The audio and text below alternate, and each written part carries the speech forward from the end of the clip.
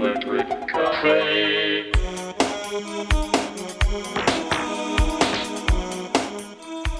Hey everybody, welcome back to Electric Cafe. Today's album review is on SPK's 1986 album called Zamia Lehmanni. I believe that's pronounced. Um, this original copy of the record. I first got this. Uh, it's hard to remember if it was like maybe like 15 or 20 years ago. At the time, I was really kind of getting into a lot more like ethnic ambient and drone music and just kind of furthering my knowledge of ambient music and I came across this album and I actually purchased it without knowing really what it was, but I had an idea based on the cover that it was something. And of course, the names on the back, it's something that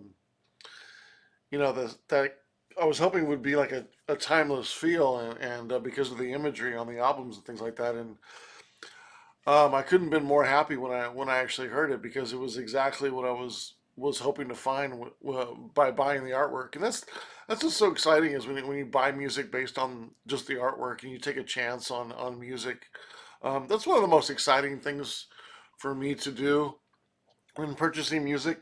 There's nothing more boring than going on Amazon and purchasing something that you already know, or or you're just looking for a replacement copy of something, or that can be so boring. But when you take a chance on something and you're rewarded, it's just like a great feeling, like you discovered something. And I definitely discovered something with the SPK, my first SPK album, and also looking further into their music. There's something really great about this style of music that it really transports you to the world in the past. Um, it's really like thought provoking. Um, there's a mysticism and romanticism that just goes through all of the album. Um, you could say this is a little bit experimental music, ethereal, ambient. A touch of industrial, some might say, and um, it's funny when you say industrial and people think of like industrial music now, but it's almost like industrial as if there was industrials back in the 1400s when you would think like this album sort of transports you to. I think of like being somewhere in like Italy or Spain or Portugal in the 1400s, like listening to this, like it really puts you in there, and it does it so well that it's not, like you don't feel like at any point it's trying too hard, or like there's such a great romanticism about it, and you're like, why would you want to be put it back in 1400 in like a dark world where what I mean, where it's very where somebody could get killed based on their religious views, or there are people that are out there that are starving, and there's wars and stuff like that. It's a very brutal period. You think of like when you think of like 1400s, like just the time in like Rome or something like that, and so, but it's still strange to have like a romanticism about it, about romanticizing about a time that was fairly. It seems like, I mean, maybe it's just because of movies and stuff like that. It just seems fairly brutal and not very enjoyable. But you listen to something like this, and it really transports you, and there's a feeling like you don't mind being there, and then it really does a great job of like painting a picture. And that's the great thing about ambient music. That one of the most important things that I like about ambient music is it tells a story and puts you in a place, and then on top of it has you feeling like certain emotions about the music, and this one tells a great story. And that's the thing is like a lot of times, like you know there was a point in my life where, like, the probably by the time I was like 18, that I really stopped going to movies. And unless I was dating a girl and we went to the movies, like you can always see my period in my life when I was dating, because like, oh, 2002, yeah, I saw a bunch of movies during that. Oh yeah, I was dating this girl then, so I saw a bunch of movies in the movie theater. But other than that, it's not like I ever went to the movies with like friends for the most part, or by myself, or because electronic music was my way of reading a book or going to see a movie. Like it's so engulfing and so and immerseful that it tells a story to me and puts me there, like as if I'm telling the story. I mean, as if I'm watching a movie. And that's the great thing about ambient music and this type of music. It's just so well done. The great thing about this album too is it would appeal to so many different types of listeners. Like if you're into world music, this would interest you. If you're into ethnic music, this would interest you. If you're into industrial music or goth music and you're looking for something a little bit more patient or ethereal, or maybe just something to sort of be background music, you'll like this. And of course, if you're into new age or ambient music, you'll like this as well. Anything that's really kind of spacious and landscape music or whatever, you'll be into this and you'll be transported into the world of this album, and I think you'll really appreciate it. Um, the experimentalism in here is perfect as well. There's just enough where it just touches on it. It never goes over. It never even meets the level of where you're feeling like something's being um, sort of something that's being injected into the music that wasn't there, or some kind of sounds that weren't there. Like everything is done to such a precise level that everything feels very natural. And if you're put in the city and you're hearing the sounds, it sounds like you would be there. There's a point in the song where it almost sounds like you're on the streets of like Italy or something, like some kind of cobblestone street, and it's maybe around like 6 or 7 p.m. and you sort of hear some like clanging and sort of mechanical, not really even mechanical sounds, just sounds like iron and it sounds like maybe there's like some kind of factory or prison or something like this, down the block in the street, and you kind of hear some noises and stuff. There's such good depth in this album, especially for 1986. It's just a fantastic album. It's very narrative too. Moody, evocative pieces really. And the great thing again is you don't is you, it tells a story, and it becomes your visual, and you listen to it, and you don't just you know enter into the world. You're like boom, you're there. And it's not really frightening. It's not overdone. Everything is done very well, where it feels like not only you're really there, but it's that you maybe it's almost like you're being transported there, but you're not actually there, but like you're experiencing everything, but there's just a touch of maybe dreamlike to where you're not actually fully there, like you're not scared or or certainly happy, like to the extent where your emotions are super tied to it, but it almost feels like you're watching a movie, and you're being put there for a little bit, but you understand that there's kind of a balance, but it can be at certain levels. Like if you play it like louder, you certainly feel even more so like you're there. It depends on like the level that you're playing, and really what you're playing it on in your room. Like this is definitely like um, turn the lights down low and have a glass of wine and sit on your couch and sort of be engrossed into it and just get transported to another time. It just does a great job of that. So I'm gonna run through the tracks real quick and just give you my thoughts on them and my score.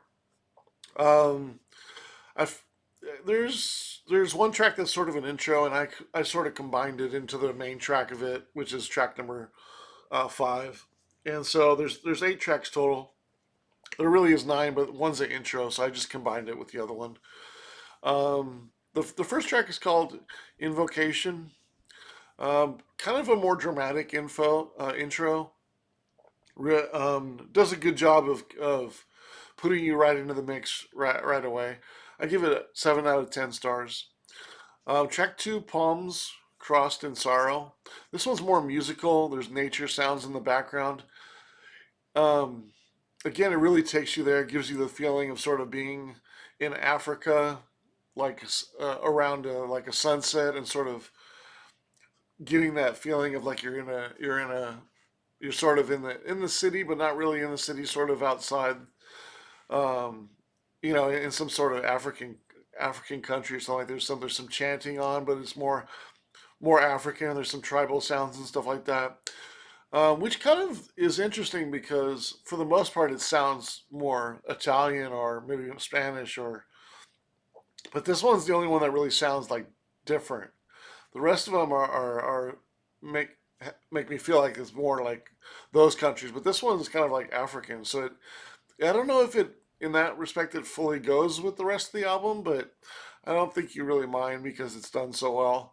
And maybe I don't know what the reason of that is for because I don't think the rest of the album sounds African in any respect, and then this one does. So it's interesting, but still a really good tracks. I guess 7.25 stars.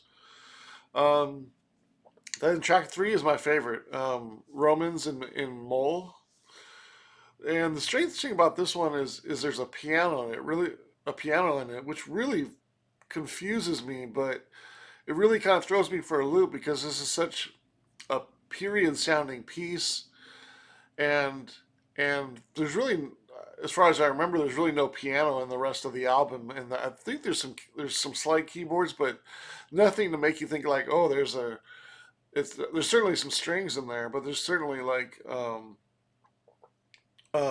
not a feeling of like newer instruments sort of being in there. Like everything seems very background and well done. But this piano in this one, which is really good, but it's a little confusing. But still, as a song, it's my favorite song on the album, as it is by a piece. But it is a little strange that there's a piano in there because you're not expecting any track after hearing the first two to have a piano in it.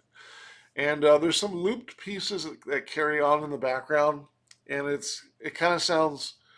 This song sounds very like cultural. The keyboard balances out the keyboard really nicely, and it becomes a little more haunting. Around like 2 minutes and 55 seconds, it almost sounds like there's like a rising sort of. It almost sounds like a space opera for a second. Like there's some ethereal kind of um, tones that sort of come out and sort of sound very like very futuristic, and so for a second there it kind of takes you into like a some kind of ethereal kind of dream sequence a little bit, but it really kind of draws upon uh, like distant memories and things like that, and in your life and things like that, and it's really a strong track. I give it 7.75 stars. My favorite track on the album. Track number four. It's called In the Dying Moments, which is the longest track on the album, just a little bit under 7 minutes. This one's very cinematic, like with the monks chanting, and the first sign of rhythm is in this track, and it's a very powerful rhythm in that. I thought, after it's been a few years since I played this album, but I thought once I was rating it that this would probably be my favorite song. And then as it started out, I really remembered that I thought it would be my favorite song, and I was like, okay, I really like this one. I remember this one. And then the last minute or so is a little disappointing because it seems more promising, and it ends kind of fairly consistent, but it really doesn't necessarily go to an ending, and it doesn't really kind of ramp up to be something more after the first couple of minutes. So in some ways, it was a little disappointing with the ending, but I think it still works because it leaves you in a sort of state of wanting more.